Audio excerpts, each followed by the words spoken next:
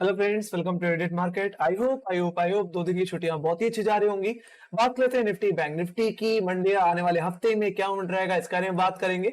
शुरुआत अगर मैं निफ्टी के फ्राइडे के सेशन से करूं तो निफ्टी में जो थर्सडे के दिन जो डबल टॉप बना था 17,400 रुपए के ऊपर, 17,400 के ऊपर, वहां से हमने गिरावट ही देखी और एग्जैक्टली हम अपने 20 डेमा को होल्ड करने की कोशिश कर रहे थे थर्सडे के दिन।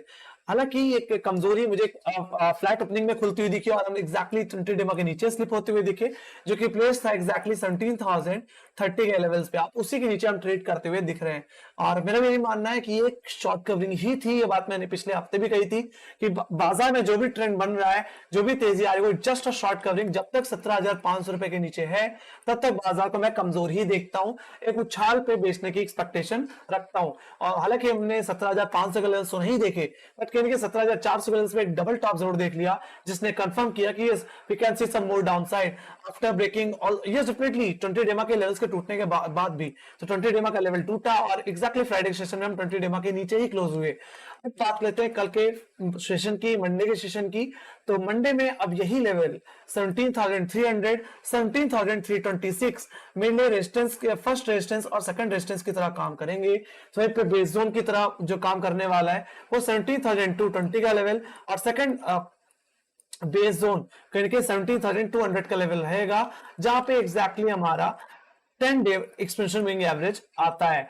मेरा ये मानना है कि अगर हम 17,200 का लेवल्स भी तोड़ दें तो ये कमजोरी मुझे 17,000 की तरफ लेके जाती हुई दिख सकती है। Definitely we have huge gap, जो कि एक ट्यूसडे के दिन लगता हुआ दिखा था। हमने लगभग लगभग 250 पॉइंट की तेजी दिखाई थी, 250 पॉइंट्स की गैप अप नहीं दिखाई थी, वो गैप अभी तक पेंडिंग है। और मेरा ये मानना है कोई भी स्टॉक, कोई भी इंडेक्स अपना गैप पेंडिंग नहीं रखता है। तो अगर आप 17,200 के नीचे खुल जाते हो तो पहला जो टारगेट बनेगा वो रहेगा 17,120 का लेवल। ये अगर लेवल टूट जाता है, 17,100 का लेवल टूट जाता है, जो कि एग्जैक्टली हमारा 100 डे एक्सटेंशन एवरेज है, जो कि 17,080 के लेवल्स पे आता है। ये अगर टूट जाता है तो we will achieve 200 extension average, जो कि एग्जैक्टली प्लेस्ड है 16,880 के लेवल्स पे। कहने का मतलब यही है कि अगर हम अपने 4 अक्टूबर के लोस को अगर तोड़ दें तो ये 250 पॉइंट का गैप फिल होता हुआ दिख सकता है। हम कहीं ना कहीं 16,880 के लेवल्स को, 16,900 के लेवल्स को अचीव करते हुए दिख सकते हैं। तो ये कमजोरी बढ़ती हुई दिखेगी। और जिस तरीके से एसजीएक्स निफ्टी ने जो क्लोजिंग दी है 17,070 के लेवल्स पे, ये 17,070 का लेवल एक्जैक्टली निफ्टी का 100 डे एक्सटेंशन मूविंग एवरेज है, जो कि प्लेस्ड है 17,080 के लेवल्स पे, तो उसी के आसपास। तो आप समझ जाओ कि अगर आप 100 एमआ के नीचे स्लिप हो रहे हो तो आप पूरे कंप्लीट गैप को फिल करते हुए जरूर दिखोगे। हालांकि हो सकता है तो इतना गैप डाउन हमें देखने को ना मिले, बट ये एक कमजोरी के निशान जरूर देखने को मिल रहा है। और ये कमजोरी मुझे लगता है अगले आने वाले हफ्ते में कहीं ना कहीं 16,900 के लेवल्स भी दिखाएगी। ऑलराइट, बाकी मुझे तेजी तभी करनी है जब मेरा 20 डेमा एटलीस्ट मेरा 20 डेमा नहीं निकल जाता। 20 डेमा कहां पे? 17,320 के लेवल्स पे, 330 के लेवल्स पे। तो अगर आपका 20 डिमांड निकल जाए then yes definitely you can expect कि हम कहीं ना कहीं अपने 6 अक्टूबर के हाइस को भी हिट कर सकते हैं, जो कि 17,420 के लेवल्स हैं। और सेकंड टारगेट कहीं ना कहीं 17,500 का लेवल, जो कि सबसे बड़ा कॉल राइटर का एरिया है और आने वाले हफ्ते में भी ये सबसे बड़ा कॉल राइटर का एरिया और सबसे बड़ा रेजिस्टेंस बना रहेगा। तो मेरा जो दायरा रहेगा मंडे में ओपनिंग का, वो कहेंगे 17,300 से 17,200 का रहेगा। बट यस, ये एक्सटेंड हो सकता है 17,100 के लेवल्स पे। मतलब 17,300 से 17,100 रुपए के दायरे में ओपनिंग देखने को मिल सकते हैं। बट मैं इतना ही कहना चाहूंगा बस कि अगर आपका 100 डे एक्सप्रेस स्विंग एवरेज टूट रहा है, गैप डाउन के बावजूद भी अगर आप 100 डे एक्सप्रेस स्विंग एवरेज तोड़ रहे हो, जो कि 17,080 का लेवल है, तो मंदी करना। ऑलराइट, ये मंदी आपको गैप फिलिंग के सेंस में 17,000 भी दिखा सकती है और 16,900 के लेवल्स भी दिखा सकती है। हालांकि फर्स्ट अटेम्प्ट में कोई भी रेजिस्टेंस ब्रीच नहीं, कोई भी सपोर्ट ब्रीच नहीं होता। मैं बात कर रहा हूं 17,000 के लेवल्स की, क्योंकि सबसे ज्यादा पुट राइटिंग होल्ड करने वाला लेवल भी 17,000 का ही लेवल है। तो एक बार बाउंस देखने को मिल सकता है 17,000 के लेवल्स पे, बट दोबारा जब सेकंड अटेम्प्ट लगेगा 17,000 के लेवल्स पे तो पूरे टारगेट्स अचीव होते हुए दिखेंगे। बस मैं यही कहूंगा कि ट्रेंड अभी भी थोड़ा सा कमजोर ही दिखता है। यूएस मार्केट और में कहीं ना कहीं अच्छी खासी कमजोरी देखने को मिली। मैं यूएस मार्केट पे भी आऊंगा अभी। Let's go to bank Nifty. Bank Nifty अगर मैं बात करूं तो बैंक निफ्टी में भी कहीं ना कहीं पिछले दिन थोड़ा रोलर कोस्टर मूवमेंट देखने को मिला। खास बात पहले अगर मैं देखूं, अगर गैप अप में, तो गैप अप में कहीं ना कहीं बाजार आधी रैली खो चुका होता है, कोई खास मोमेंटम देखने को नहीं मिलता। पिछले फ्राइडे के सेशन में भी हमने यही देखा, फ्राइडे के सॉरी थर्सडे के सेशन में भी गैप अप लगा, ज्यादा मूवमेंट नहीं मिला। बट जब फ्लैट ओपनिंग देखने को मिली, जब एक छोटा सा गैप डाउन और एक फ्लैट ओपनिंग देखने को मिली, तो रोलर कोस्टर मूवमेंट देखने को मिले। मार्केट के आखिरी समय पे एक अच्छा खासा मोमेंटम देखने को मिला, दोबारा हमने 39,200 को लेवल्स अचीव किया और अपने इंट्राडे गैप्स को फिल किया। बट ऑल ओवर ये अपने 20 डेमा के नीचे ही क्लोज हुआ। निफ्टी भी अपने 20 डेमा के नीचे क्लोज हुआ और बैंक निफ्टी एग्जैक्टली अपने थर्सडे के सेशन में 20 डेमा ही होल्ड करने की कोशिश कर रहा था, जो कि एग्जैक्टली प्लेस था 39,230 के लेवल्स पे, 240 के लेवल्स पे, ऑलराइट। और उसी के नीचे हम फ्राइडे के सेशन के में क्लोज हुए हैं। ये एक कमजोरी का निशान है। मेरा भी यही मानना है, आपके लिए 39,250 का लेवल एंड 39,200 का लेवल आपके लिए इमीडिएट रेजिस्टेंस की तरह काम करेंगे। तो वहीं पे सपोर्ट जोन की बात करूं तो मेरे लिए सपोर्ट जोन रहेगा इसका 50 डे स्विंग एवरेज, जो कि आता है 38,722 के लेवल्स पे। और यस डेफिनेटली जो हमने लोज बनाए थे, एवरेज लोज 7 अक्टूबर के फ्राइडे सेशन में 38,820 का जोन, ये मेरे लिए सपोर्ट जोन की तरह काम करेगा। अगर ये जोन अगर टूट जाता है, डाउनसाइड की पहले बात कर लेता हूं। अगर हमारा डाउनसाइड लेवल टूट जाता है, 38,700 का लेवल टूट जाता है, जो कि 50 डे में है, तो हम कहीं ना कहीं अपने 100 डे एक्सपेंशन एवरेज की तरफ जाते हुए दिख सकते हैं, जो कि प्लेस्ड एग्जैक्टली 37,800 के लेवल्स। ये मूविंग एवरेज के बिहाफ पे बोल लूं या इसके गैप्स के बिहाफ पे बोल लूं, जो गैप पेंडिंग पड़ा हुआ है इस समय बैंक निफ्टी का, वो एग्जैक्टली 4 अक्टूबर का जो कि गैप अप में देखने को मिला था, जो कि ऑलमोस्ट 600 पॉइंट का है। तो ये सेटल आउट होता हुआ दिख सकता है गाइस। बाकी इसको और इसमें और जान डालने के लिए मैं यहाँ पे ट्रेंड लाइन का यूज कर रहा हूं। Let me go to 15 minute time frame. तो अगर मैं 15 मिनट के टाइम फ्रेम में चलूं तो मैंने रेफरेंस लिया है कहीं ना कहीं अपने 30 सितंबर के लोज का, और कहीं ना कहीं आपके 3 अक्टूबर के क्लोजिंग लेवल का, और ये डेफिनेटली 7 अक्टूबर के लोज का। तो इन्हीं ट्रेंड लाइन पे हम सपोर्ट लेते हुए दिखे हैं।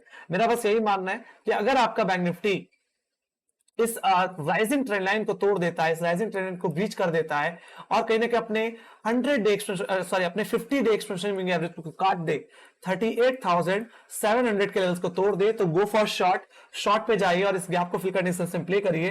पहला जो टारगेट होगा वो कहीं ना कहीं आपका जो इसके बाद जो पहला टारगेट होगा 38,700 के बाद, वो कहीं ना कहीं 38,500 का लेवल, जो कि इमीडिएट पुट राइटिंग होल्ड करता है। बाकी इसके बाद जो सेकंड टारगेट बन के आएगा वो 38,000 का ही लेवल बन के आएगा। ऑलराइट, तो एक बड़ी गिरावट मैं एक्सपेक्ट करके चल रहा हूं 50 डेमा के नीचे बैंक निफ्टी में।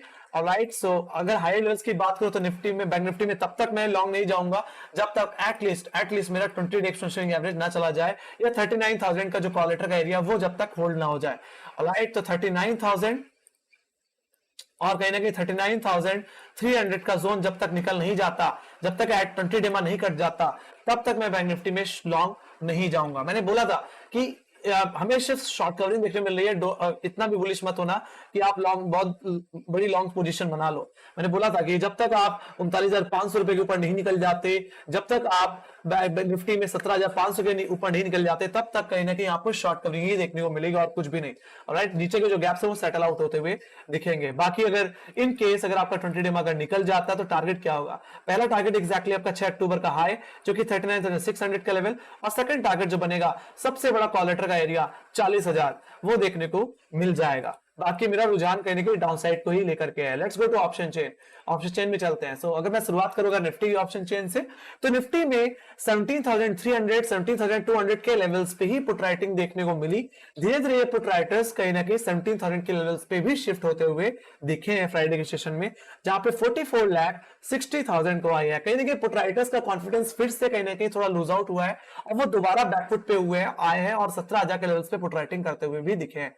कहने का मतलब ये है कि आने वाले हफ्ते में हम 17,000 के लेवल्स दोबारा देख सकते हैं। बाकी अगर मैं बात करूं हायर लेवल्स में, 17,500 का लेवल पहले भी एक रेजिस्टेंस था, अभी भी एक रेजिस्टेंस की तरह काम करेगा। इस वीकली बेसिस में 17,500 will be biggest resistance and 17,000 will be biggest support for next week. 17,000 से लेकर के 17,500 रुपए का दायरा रहेगा जिसमें उठापटक देखने को मिल सकती है। बाकी 17,000 गया तो आप 200 डेमा की तरफ अप्रोच करोगे, 16,900 रुपए की तरफ अप्रोच करोगे। वहीं पे अगर मैं 17,400 की कॉल पे देख लूं या 17,300 की कॉल पे देख लूं, तो धीरे धीरे कॉल राइटर्स का कॉन्फिडेंस बढ़ रहा है। ये धीरे धीरे नीचे की तरफ शिफ्ट हो रहे हैं। ये इनका सोचने का मतलब ये है कि बाजार का जो डायरेक्शन है वो डाउनसाइड की तरफ शिफ्ट हो रहा है। ऑलराइट, रेंज शिफ्ट हो रही है भाई, ये बात साफ साफ समझ में आ रही है। तो अब जो रेंज बन के आ रही है गाइस वो 17,300 से लेकर के 17,000 की बन के आ रही है इस हफ्ते में, आने वाले हफ्ते में। Okay, let's go to bank Nifty. Bank Nifty की बात करूं, इस कॉन्ट्रैक्ट को देखूं तो 39,000 के लेवल्स पे अभी भी डिसाइसिवली पुट राइटिंग देखने को मिलती है।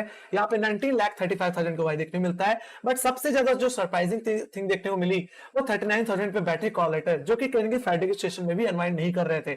इनका कन्विक्शन को दाद देनी पड़ेगी कि ये लोग पहले से एक्सपेक्ट कर रहे थे कि 39,000 का लेवल तो निकल नहीं पाएगा या क्लोजिंग नहीं दे पाएंगे, बट तब भी देखने को मिली। बट इनकी एक्सपेक्टेशन तब अच्छी हो जाएगी जब मंडे के सेशन में गैप डाउन लगेगा। तो 39,000 का लेवल आपके लिए मंडे के सेशन में सबसे बड़ा हर्डल रहने वाला है। बाकी कॉल लेटर्स कहने के 39,500 के लेवल से ही बैठे हुए हैं, ये भी मेरे लिए सबसे बड़ा रेजिस्टेंस रहने वाला है। सेकंड रेजिस्टेंस 39,500 का लेवल जहां पे 18 लाख को आई है। बाकी फ्राइडे के सेशन में 38,500 के लेवल्स पर भी पुट राइटर्स का इंटरेस्ट बढ़ता हुआ दिखा। यहाँ पे 16,19,000 को भाई बनता हुआ दिख रहा है। मेरा कहने मतलब यही है कि जो दायरा जो था 39,000 से लेकर के 39,500 का, वो दोबारा शिफ्ट हो गया है 39,000 से 38,500, मतलब 500 पॉइंट की shifting to the downside मुझे आप देखने को मिल रही है। मतलब मंडे के सेशन में आने वाले हफ्ते में जो दायरा रहेगा वो 39,000 से लेकर के 38,500 का रह सकता है। बाकी 38,000 के लेवल्स की भी अगर एक बार देख ले 38,000 के लेवल्स पे क्या देखने मिल रहा है, तो आप यहाँ पे अगर ध्यान से देखो तो 38,000 के लेवल्स पे भी पुट राइटर्स ऐड हुए हैं, जहां पे 15,27,000 को आई है। तो एक तरह से आने वाले हफ्ते में 39,000 से लेकर के 39,000 से लेकर के 38,000 के रेंज में उठापटक देखने को मिल सकती है। तो जो डेटा स्ट्रक्चर है वो कहने के थोड़ा नेगेटिव दिख रहा है guys. Let's go to global indices. Global indices की बात करें तो यूएस मार्केट कहने के 3.5% से ज्यादा की गिरावट के साथ बंद हुआ। 420 पॉइंट डाउनसाइड 10,650 का आसपास क्लोज होता हुआ दिखा। उसको देखते हुए कहीं यूरोपियन मार्केट में भी बड़ी गिरावट आई। सीएसई कहने के 1% के साथ, तो वहीं पे डेक्स 1.6% की गिरावट के साथ बंद हुआ। यूरोपियन मार्केट पूरी इन रेड क्लोज होता हुआ दिखा। एशियाई बाजार की बात करें तो एशियाई बाजार भी इन रेड क्लोज हुआ, जिसमें एसजीएक्स निफ्टी ने 250 पॉइंट की गिरावट दिखा दी, 1.5% लगभग की गिरावट दिखा दी, जिसमें एसजीएक्स निफ्टी 17,070 मतलब 17,100 रुपए के नीचे क्लोज हुआ, जो कि एग्जैक्टली निफ्टी का 100 डे एक्सटेंशन मूविंग एवरेज है। तो वो कहीं ना कहीं टूटता हुआ दिख सकता है। लेट्स सी मंडे सेशन में यही लेवल सपोर्ट की तरह काम करेगा। ओके, सो ये बात होगी इसकी। Let's go to FIIs and DIIs का डेटा। तो अगर एफआईज एंड डीआईज के डेटा की बात करूं तो फ्राइडे के सेशन में जम के बिकवाली देखने को मिली, लगभग 1700 करोड़ की बिकवाली देखने को मिली एफआईज और डीआईज के द्वारा। तो वहीं पे एफआईज का जो कंट्रीब्यूशन था वो कहने के 2,250 करोड़ का, 2,250 करोड़ का कहीं की बिकवाली, जिसमें डीआईएस ने उनके डिफेंस में कहीं की 550 करोड़ की खरीदारी की है।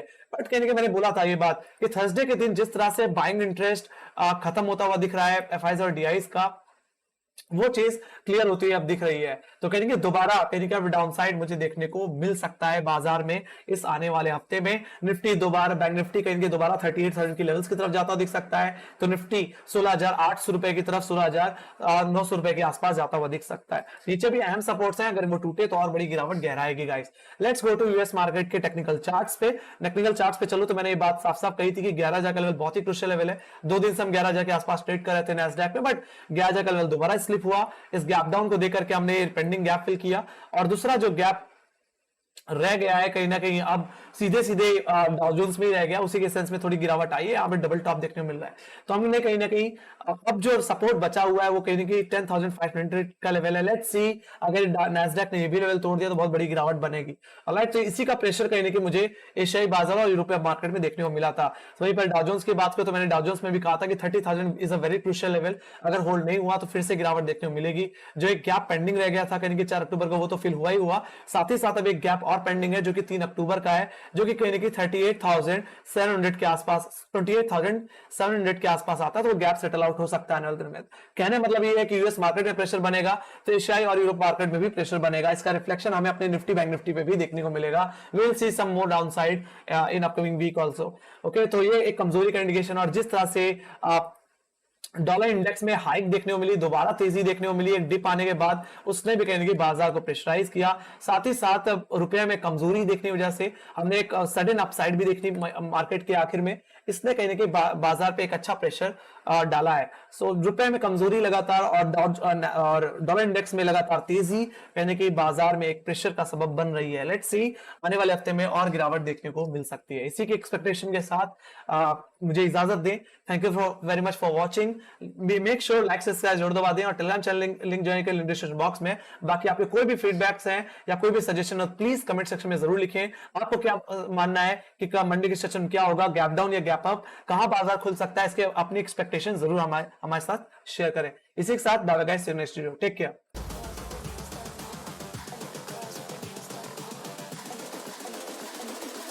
I think the girls with their nails done now.